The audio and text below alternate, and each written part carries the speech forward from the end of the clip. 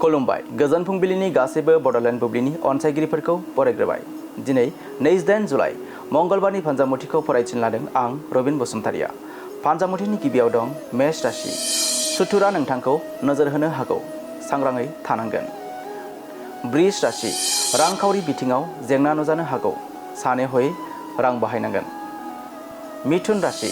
खामानिनि थाखाय गुबुनजों जगाजग खालामनांनो हागौ, मोजां सान। कर्कट राशि। नखराव खौसेथि गोरोबनाय फैगोन, गोथार सान। सिंह राशि। माबाफोर हाबा मावना गोसोआव गिनाय फैगोन, सांग्रांथि थानांगोन। कन्या राशि। सोरनिबा मोजांखौ नुना मेगन सानाय सोमजिनो हागौ, गोसोखौ गाज्रि लानो हागौ। तुला राशि। सोलोंथाइ बिथिङाव थुलुंगाखां मोननो हागौ, गुबुननि हेफाजाब मोनगोन। वृश्चिक राशि। फालांगियारि बिथिङाव खहा जानो हागौ, सानै हयै सोलिनांगोन। धनु राशि। खामानिनि बिथिङाव जौगानाय फैगोन, गोसोखौ शान्ति मोनगोन।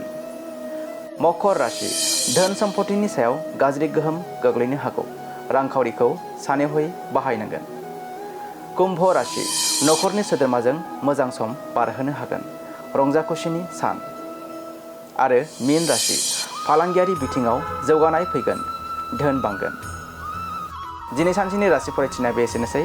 आसा खालामो नोंथांनि दिनैनि साना मोजाङै मोजां थांगोन, बेखौ बड'लेण्ड बुब्लि नखरनिफ्राय मिजिंथिबाय। गोजोन्थों।